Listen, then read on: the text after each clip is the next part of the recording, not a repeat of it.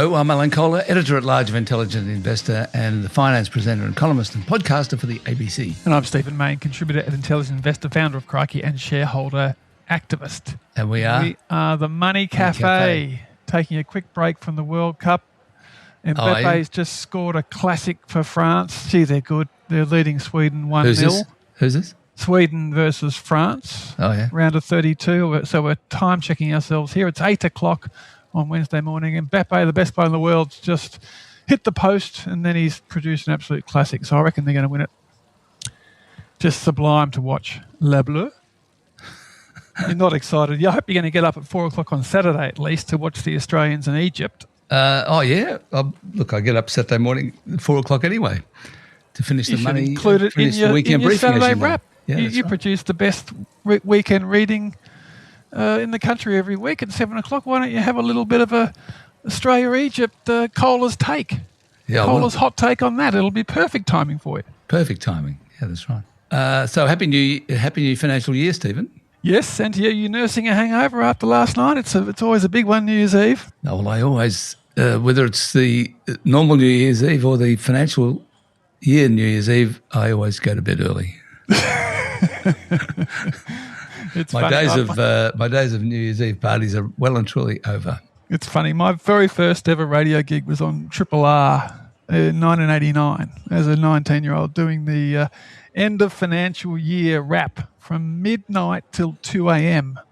on Melbourne's iconic community radio station. And I did it again. I've done it 37 years in a row. Did it again this week, but unfortunately it's now a half-hour pre-record. So we don't go into the studio, waft of sort of interesting stuff. It's smelling That's in the air, cheating. drink a few Crownies and talk for 2 hours with Bob Gottliebson joins every year as well normally. So, did he join this year? No, actually I haven't heard the pre-record, but I see. he would always be taking a call at 1 o'clock and right? 2 hours on the end of the financial year. So not many people celebrate the end of the financial year, but a lot of changes this year, Alan. There's lots of tweaks from the minimum wage to all sorts of super stuff. We probably should have a quick start with that. What do you think the biggest stories of the financial year were, Stephen? Biggest of the year, I would say it's probably the tech boom. Just the AI, crowned by SpaceX. So I think that is the biggest business story of the year. I think obviously Iran and the Strait of Hormuz and oil and markets is also, that's sort of the global take. What's your take on the biggest yarn? I couldn't agree more. I think that you're right. The biggest story has been AI. The rise of Anthropic with Claude taking over from ChatGPT and OpenAI. And more recently, the launch of this new Chinese large language model called GLM 5.2 by the company called Zipu or ZAI, or I can't figure out what the company's named. Anyway, it's just as good. The AI is just as good as Claude and ChatGPT apparently, and it's a fraction of the price. So I think that's going to disrupt the whole thing. And also the SpaceX IPO, of course, unbelievable. Yeah, and there's now as of today, there's 16 companies in the world that are worth more than $1 trillion. 4 of them are not American. So Aramco, the Saudi oil company, the 2 Koreans, Samsung, and then the SK Hynix, and then Taiwan Semi. So, and I think the boom's moved from the AI models to the chips. So it's now a chips bubble. So, for instance, at the moment, Micron, a chip maker, is worth 1.3 trillion. SK Hynix is worth 1.3 trillion. Samsung, 1.33. TSMC, the Taiwan Semi, worth 1.96 trillion. Broadcom, 1.8 trillion. That is an awful lot of value in chip makers. Yes. Whether the AI companies themselves, which are all burning cash, and they're the ones that are creating the value for the chip makers, going into all those data centers, whether they're going to all be around in 5 years, I think is an open question because they're bleeding cash, making the chip makers rich. I think it's a crash waiting to happen. I tell you what, I think these companies are just way overvalued, all of them. The amount of The amount of capex going on AI and data centers and chips is way too much than is going to be justified. But who knows? I might be wrong. I mean, I have this neat gag about what a trillion means. I don't know if I've told you about this, Stephen, but a billion seconds ago was 1972, which was when Elton John released Rocket Man, among other things. A trillion seconds ago was 52,000 BC, when we shared the planet with Neanderthals. So the difference between a billion and a trillion is colossal. You're saying that a million is quite a lot. And I am saying a million is quite a lot, and exactly. And it's because you just say the word, trillion this and a billion here and a trillion there and all that, But pretty soon you're talking real money. Yeah. No, that's another good gag. It is. But we should. I mean, speaking of falling stars, we should. I know we're a bit of a branch office in the World Economic Affairs in Australia, but I just ran some numbers. There's 5 companies on the ASX which have now fallen by more than $100 a share. So I think a bit of a theme of the year is the fallen star in Australia. Oh, yeah. So CSL. Yes. Has gone from 314 to base broadly to 114. Now down $200. Kohler peaked at 340. It's now down to 120. WiseTech, basically 133 to 33. Pro Medicus 325 to 120, and REA 260 to 140. So we were overvaluing our small number of global superstar stocks, and 5 of them have crashed by, more than $100. That's amazing. Yeah. I didn't know that. It is incredible. Yeah. So I didn't. I sort of didn't really focus. I mean, Pro Medicus is still a star. I mean, it's going well, but it got overvalued. It's got back up towards 200. So Pro Medicus is probably the one that shouldn't be in that category. It hasn't had profit warnings and this sort of stuff. But WiseTech, it's just all sorts of calamities around the billionaire founder, Richard White. Kohler has had big profit, shares fell 40% in one day. CSL has had multiple profit warnings and problems with vaccine aversion, that sort of stuff. So, and REA, I think, is a SaaS-pocalypse thing. There's a threat of AI disrupting their moat and their monopoly. But also the decline in the property market in Australia and elsewhere. I mean, the listings are well down. So that's right. So when it comes to Australia, Alan, it's still big banks. Macquarie closed last night at over 250. So I was telling you the other week, if I've got 3 and if it gets to 250, I'll sell 1. So I sold 1 and now I'm down to 2 because you've got to have $500 worth of shares.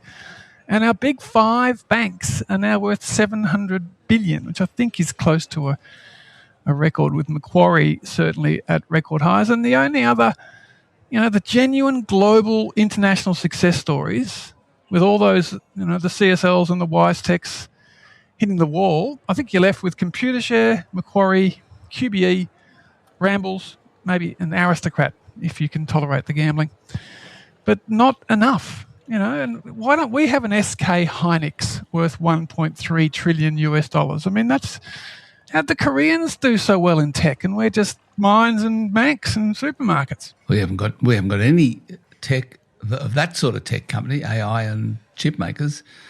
We've got the sort of tech companies that are threatened by AI. All the software businesses like REA and WiseTech. And Tech One, yeah. I mean, we just happen to do that. But all the big 4 banks, reminds me, they're at $700 billion altogether. They're still half of the chip makers each of the chip makers. Amazing. Because all those figures are US dollars. There's 16 US. That's right, of course. I mean, the top 5 is NVIDIA 4.8, Alphabet 4.3, Apple 4.25, Amazon 2.7, then Microsoft 2.57, then SpaceX is the 6th biggest in the world at the moment at 2.24. So there's 6 of them that are worth more than 2 trillion, which is broadly 3 trillion Australian. It's just incredible. It is. but we've got lots of iron ore mines and commodity prices are strong, and you'd only want to be in Australia, wouldn't you? I mean, we're still luckiest country in the world. And copper mines, copper's going to be what it's all about in the future. So we've still got a few copper mines, so that's all right. And we should go through some of these June 30 changes. Like, we've got the world's highest minimum wage, and it's going up by 4.75% today, or $57 a week, up to $1,005. So $26.44 an hour for the world's highest minimum wage. Right. The fuel excise is only going up 16 cents today, and then it'll go up the other 16 cents down the track. But that's right. A whole bunch of other stuff, like the lowest tax rate falls from 16% to 15% today. So for all those earnings between the tax-free threshold of 18,200 up to 45,000, they will go down from 16 to 15, and then in a year's time it goes down to 14%. So these are, well, they're small, but they're noteworthy, modest tax cuts. An actual cut in the rate, the percentage rate of the first tier, down from 16 to 14% over a couple of years, which is handy. $268 a year it saves everyone. Not exactly tax indexation, I guess. I don't know what it would have been if the scale had been indexed, as Angus Taylor is promising. Well, much lower. I mean, we've had the budget figures come out for the end of May, and it's 18 billion better than forecast. It's all the same story. Higher than expected income tax because unemployment is low and everyone's creeping through the brackets, and booming commodity prices because we're still getting over $100 a tonne for our iron ore when it only costs them $20 to dig it up. So that's $80 profit margin, and Canberra gets 30%. So budget's in good shape. And the other thing that happens today, it's the second anniversary of the National Housing Accord, which kicked off on July the 1st, 2024, where they everyone agreed, the governments, Australian governments and housing industry agreed that they would have a go at building 1.2 million houses over 5 years, which requires 240,000 a year. And over the past 2 years, the housing completions have been 175,000 a year, so well short of the target. So nowhere near it. And maybe they'll get there. Who knows? They keep saying they will. House prices were up for 6.5% of the year. I watched your nice end of year wrap on the news last night. So Perth up by 25%, Sydney and Melbourne broadly flat, and the national average was up another 6.6% for the financial year. But we've just had this morning, we've got the house prices for June, and the national average is down 0.4% after being zero in May. So it's now official that the house prices, the national median house price, is in decline. We have a housing correction underway. Well, what was it? What did you say? 0.4%, which is the biggest monthly fall since 2022. So anything that starts with point is not a correction. So tiny little take off the massive bubble. That's true. And but it's just begun. We'll see what happens. This is following 3 interest rate hikes, and also investors are deserting the market because of the budget. But I spoke to the Housing Industry Association chief economist the other day, and he said that they're getting some anecdotal evidence that tradies are deserting the market as well because of the 30% minimum tax on family trusts, because tradies and builders tend to use family trusts a fair bit, and they're all going, oh, well, we're out of this. This is no good. So it may be that we haven't got any data yet, so we don't know, but it may be that the supply of housing actually dries up because tradies get out because of the 30% minimum tax on trust, which would be interesting. The other thing going on is the war in Iran, which is kind of, is it finished or not? Who knows? They keep firing at each other, and they're having signed the Memorandum of Understanding, but the Memorandum of Understanding is simply an agreement to try to reach an agreement, which in 60 days. But look, a few ships have been getting through the strait, and nowhere near what they were before the war started. But there seems to be some optimism that it'll get back to normal. Certainly, the oil price says that, because the oil price is back to where it was. That's right. And I think it's safe to say that the closure of the strait, because the pipelines have performed well, other players have increased capacity, particularly the US, the move away to EVs, that, is this the last energy shock that we'll ever have? Because the economy is just becoming less oil dependent, less oil, the intensity of oil and gas is reducing. And I think the world's proved itself to be quite nimble in dealing with this major event and not having, the only ones running out of petrol at the moment are the poor old Russians because the Ukrainians are bombing so many of their refineries. That's right. What made the difference was China reducing its imports by 40%. Unbelievable. Buyers strike out of China. It is amazing. And they have massive reserves. So the world reserving system actually worked quite well. And our reserves are pathetically low. That's and right. It will be interesting whether the federal government follows through on their $10 billion promise to build up our reserves, because they'll say, well, we've just coped with the Strait of Hormuz and we didn't run out. Do we really need to spend $10 billion? Maybe we can just survive long term on 30 days. Well, that would be a broken promise, Stephen. It would be. Well, we've had a few of them, haven't we, this financial year? That's right. Speaking of politics, you're a big observer of politics. Do you think Moira Deeming in Victoria will join the One Nation? It was quite funny, actually. I just popped in for a meal at my local Indian the other night, and in walked Matthew Guy and two of his political mates for a war cabinet in the local Indian, as they were workshopping the story that was about to break. And I was sort of sitting there going, what are they talking about over there? I can keep hearing there's phone calls and so it was about to break and they were wargaming it. And anyway, I think Deeming will be, I know it's a bit local Victorian, but she'll be kicked out of the party. One Nation will then logically pick her up, and that will be the sort of the story of One Nation, is they just become a retirement village for rejected conservative politicians, from Corey Bernardi to Barnaby Joyce to probably Moira Deeming. Yeah, but they're going okay. Let's face it. Come on. I mean, it's sort of they're the official opposition now, aren't they? Well, no, you're not the official opposition to the second largest party in any parliament, and they haven't got there. I don't think the monoculture is ever going to get to be an official opposition, Alan, because compulsory preferential voting makes it very different for people who talk about things like monocultures to actually get to 50% support in particularly metropolitan seats. So, look, there'll be a Greens-style minor party in coalition propping up the Conservatives, but she's 72. Coalition? Do you think they'll be in coalition?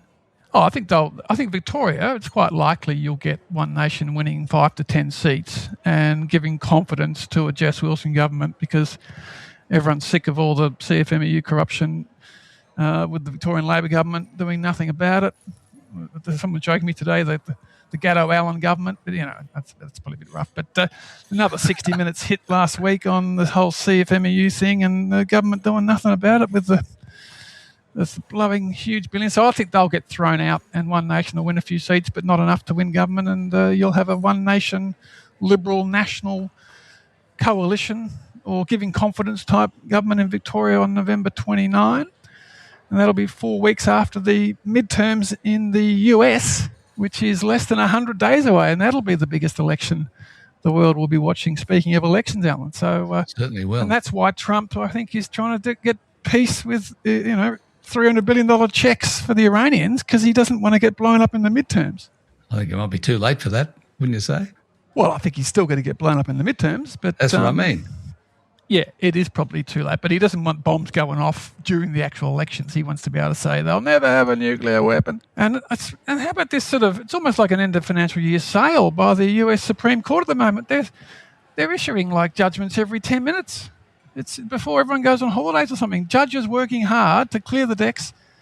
So you've had like 7 or 8 cases all come out in the last 24 hours. And one of them was, before we get to questions, one of them was to protect the Federal Reserve from a presidential decree. Well, they're saying that the president can't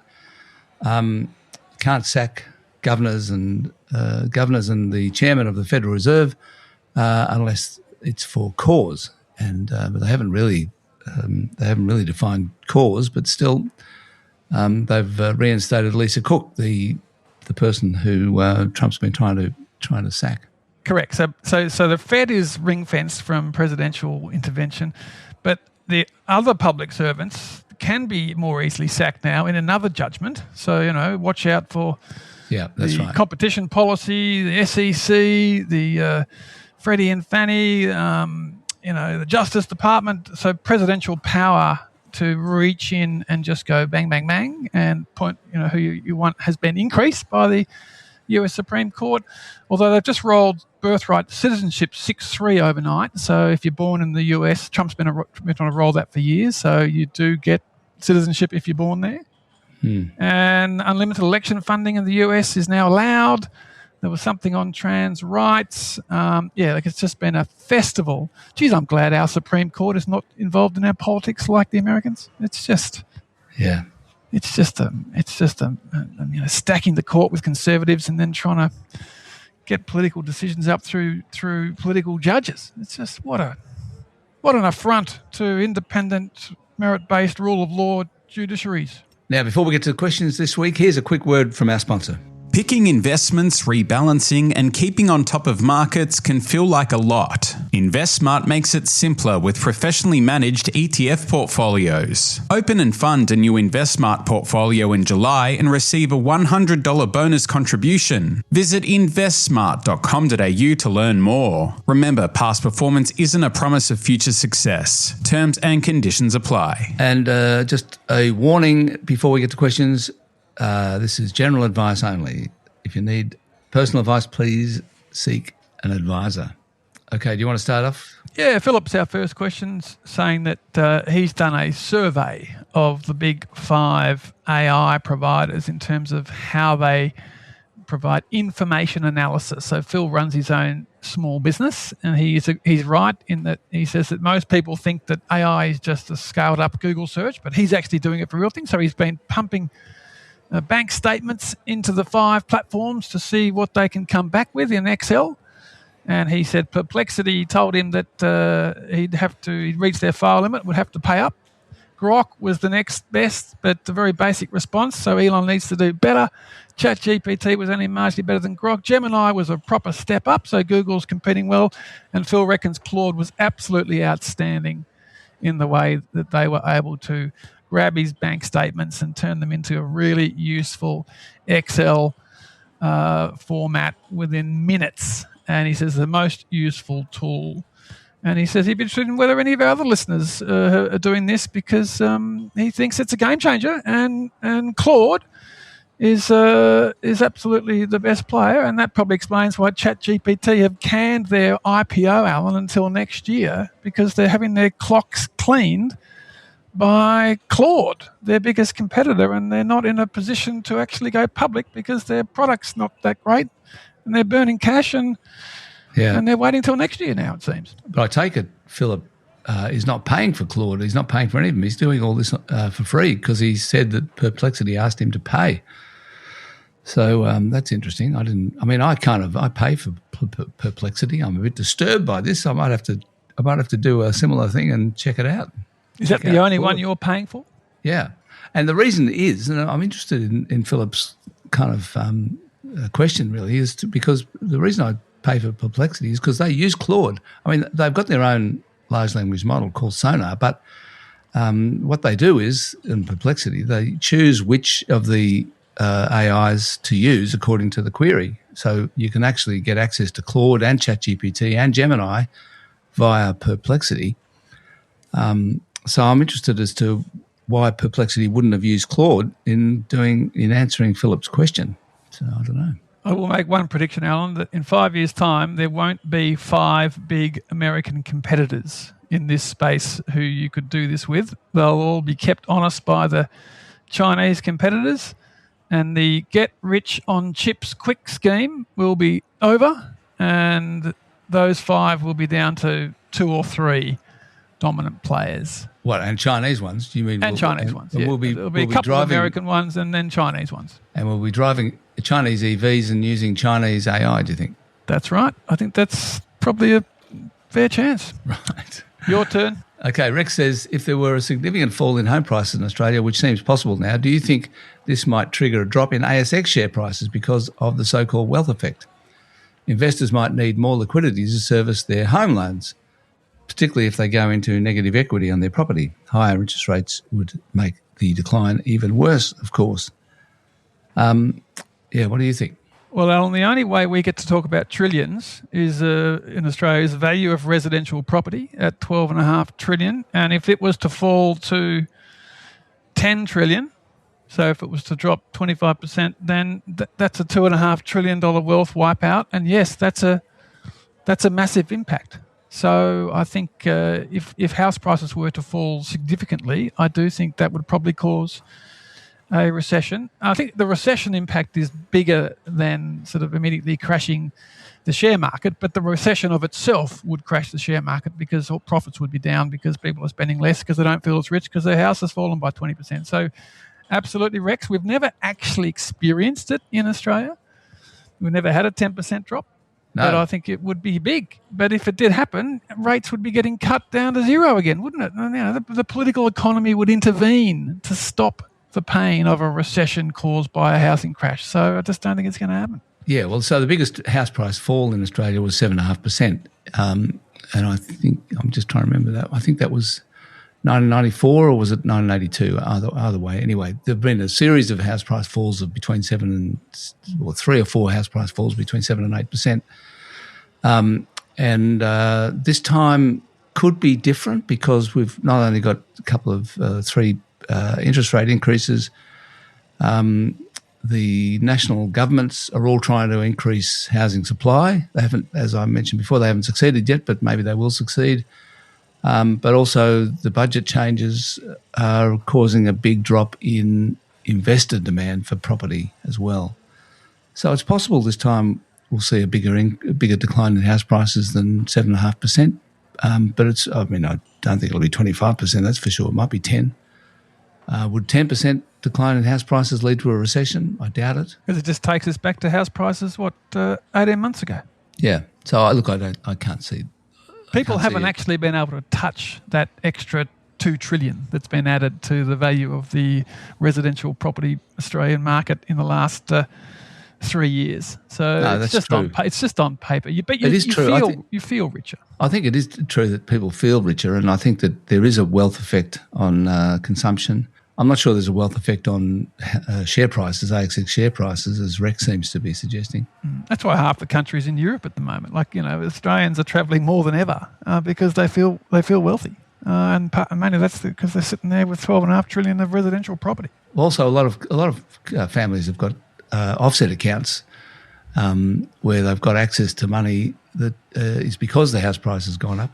And they can borrow against the house. They can tap into the offset and take a cruise. The offset for the overseas trip. So no, absolutely. So now Fiona says, thanks for an informative pod. This week, ASIC released a large report on governance risks in the super industry. They call for super members to engage more with our funds. How can I find out what sort of reviews my funds applies to their advisors, internal and external? So Fiona, I agree that we need to be more vigilant as super members.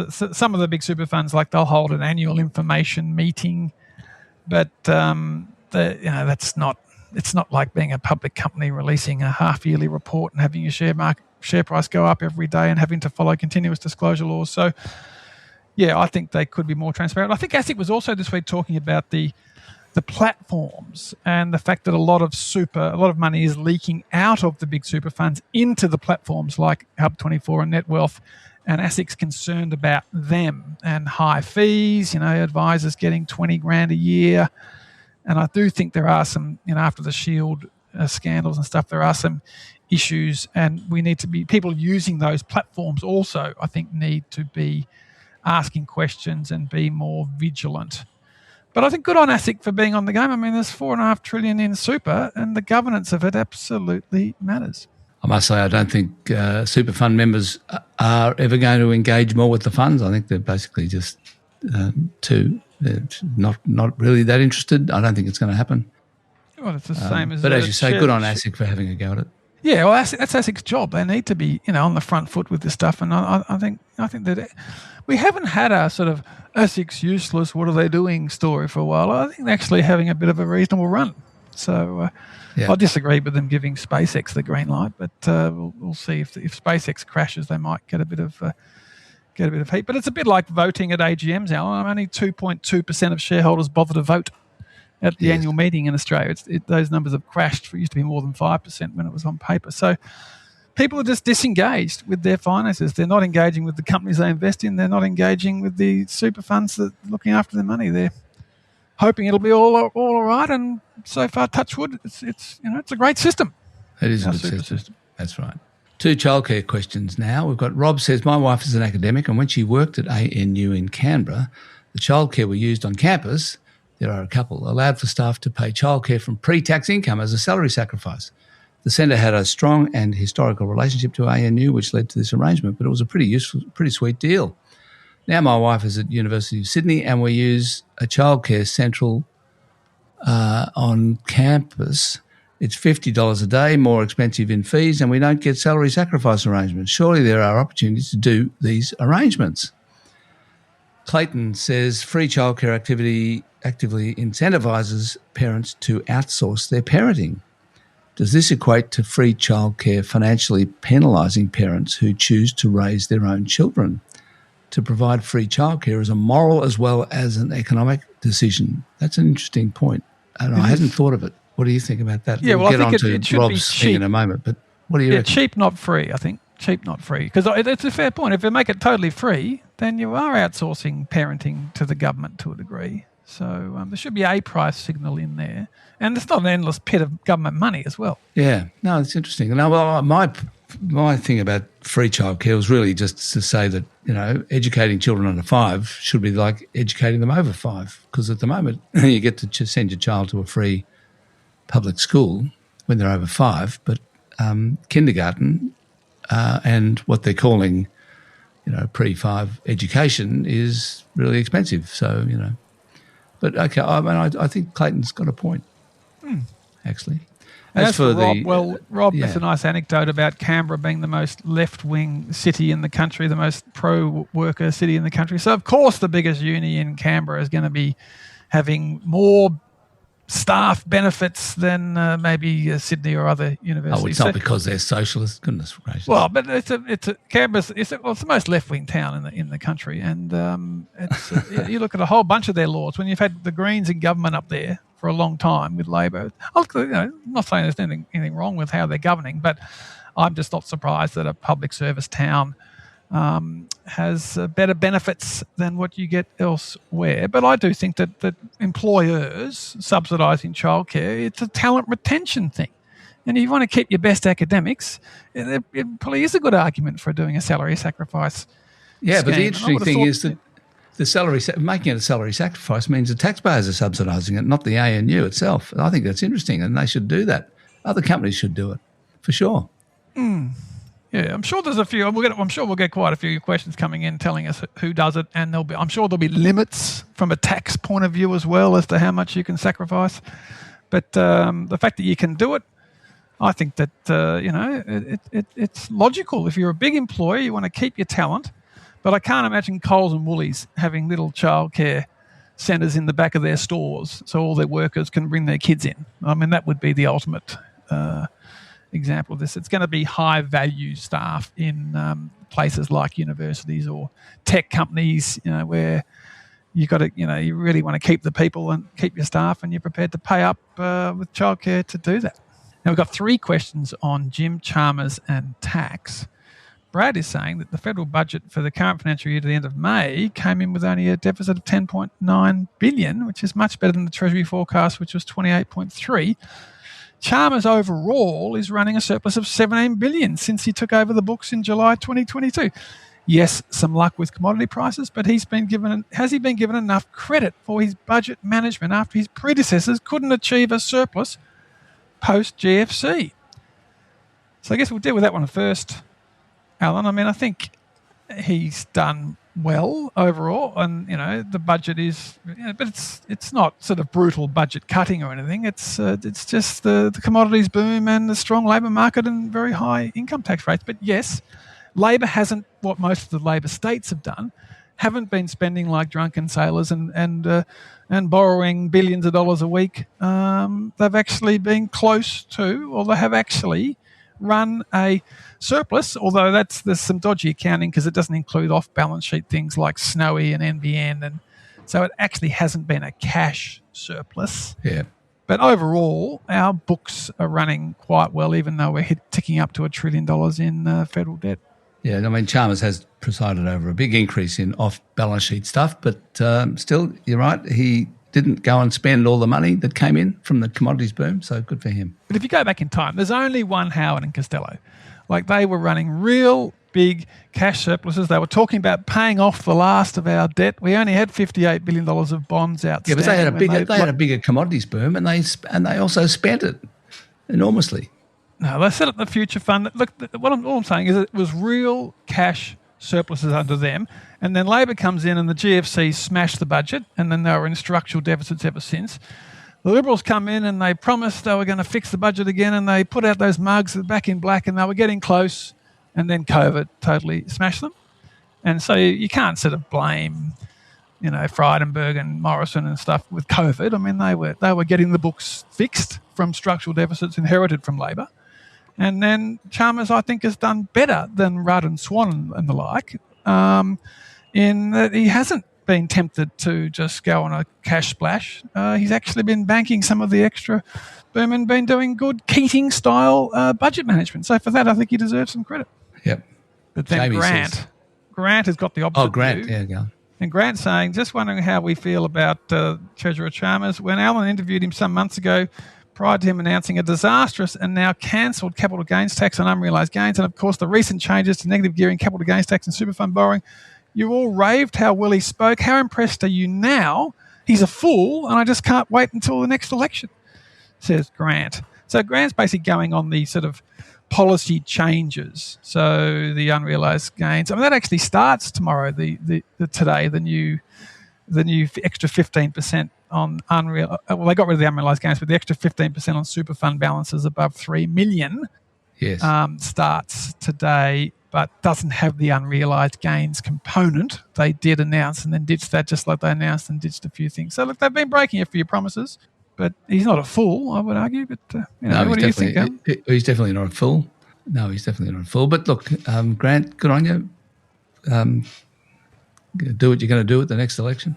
Jamie, if a person has made a decision to purchase growth stocks like small caps versus dividend stocks, and they purchase them under the rules of that day, plus then assured more than 50 times by the PM, there would be no changes to CGT. How can the ALP's changes possibly be legal, or at least, at the very least, be morally acceptable? Go on, Stephen. Well, it's the same. It's a similar point. I mean, I do think that the broken promises are very, very disappointing, and I think they'll pay a political price for that, and we'll see the first of that price in November in Victoria, although they've since backflipped and wound some of them back.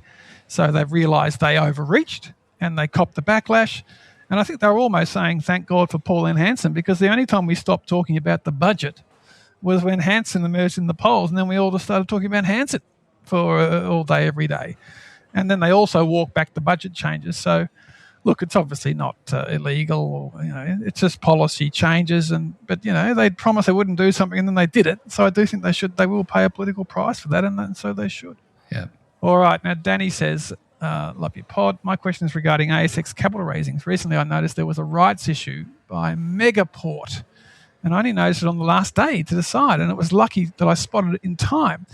Is there another way, apart from reading every boring announcement or easy hack, to find out current and upcoming ASX capital raisings in the market so I don't miss any in the future? Now, Danny, you are right in my lane with this one, because I actually wrote to Megaport 2 days ago asking them to be very transparent with their outcome announcement, because they've currently got a $309 million retail offer in the market to their 18,675 shareholders, offering them a chance to buy it's a 1 for 3, so you can buy new shares at $14.30, and the current share price is more than 50% above that because of the AI boom. The stock is currently up north of $21. And retail shareholders, I'm predicting over 10,000 of those 18,000 retail shareholders will not bother to apply because they probably wouldn't have even known about it, or their advisor didn't tell them, and they'll leave money on the table And if they leave money on the table, the profits will all go to the underwriters, UBS and Bank of America, who've already been paid $19 million in fees, and they'll get to scoop up all these cheap shares from inert or asleep or not informed retail investors who don't act rationally in their best interests. And this is where the system is flawed, Alan. Yes, indeed. Go for it, Stephen. You can apply for 50% above your entitlement. So the smart shareholder in Megaport will have applied for their full entitlement plus 50% more, which is called overs, where you can apply for more. And that's picking up the slack, picking up the shortfall from your retail colleagues. But 50% is a bit of a narrow cap. It should be 100% of entitlement or 200% of entitlement. And I do predict they may well have a shortfall. And that is just money for jam. And this is what I hate. And if a rights issue is renounceable and you get compensated when you don't participate, this is the fairest system because it protects the shareholder who does nothing. And the shareholder who does nothing is the biggest victim in Australia's anything goes capital raising system. So what do you think companies should do? Should they get a call centre to ring up? Yes. Ring up this shareholders. Is what I always say. I say, remind them. If Megaport... See, I've asked them to release all the data, how many shareholders applied, how many applied for overs. And if they come out and say we're 50 million short, then it's an absolute scandal because they should have extended the closing date and done a phone campaign and sent a postcard to every shareholder. But because the investment bankers who advise them don't have an incentive to do that and actually profit from the shortfall, everyone just sits back and says, well, small shareholders, if they're too stupid to take it up, they deserve to lose their money. And then the bankers and the insiders and the underwriters, they make a fortune preying on the inertia and preying on badly marketed offers. So this is where I say you've got to ring people, you've got to follow up, you've got to send postcards, you've got to do emails. But companies don't do that because it's an underwritten offer. They've got the money in the bank and they don't care if it comes from the underwriters or from the retail shareholders. And if the retail shareholders are too stupid to take it up, more for them. That's the attitude of everyone in the club, which needs to be smashed, in my view. 2 questions on trusts and income splitting, which might be the last. We'll see how we go. Quick email. Thanks, guys. I just kept asking myself, why can't couples who care for young children, say under 5 years old, share their tax-free thresholds? I.e. the wage earner would have 36,000 tax-free rather than 18K tax-free each. That would encourage better family dynamics with one partner staying at home to look after the children and reduce the need for childcare in the first place. Seems easy, logical, and would support families. So what do you think of that, Stephen, just before we get on to the next one? Well, I think it makes sense, but the next one actually makes an interesting point that if you're trying to get rid of trusts, then why would you allow income splitting? Because trusts are all about income splitting. So why is the government going to allow more income splitting direct? But my comment on that is it's not many, yes, there's 800,000 trusts out there, but not many ordinary workers have the accountants or the lawyers or the smarts to actually get a trust set up. So income splitting just through the regular tax system would make the benefit of trusts available to everyone through the ordinary tax system, not just available to those with the smart accountant and legal advisors. Yeah. I don't think they're going to do it though, Stephen. I agree. They're not going to do it. Cost them too much money. Sadly, that's right. Now, we've only got 2 more. We can actually race through these, Alan. So the first one is just someone's writing in saying that we're wrong on the big 4 accounting firms and that Japan has forced them to separate. Now, I've had a look at that. And no one actually has forced a legal structural separation of KPMG, PwC, etc. But there's all these bans on different services, or there's disclosure requirements, or there's bans on the sorts of amounts of monies you can charge.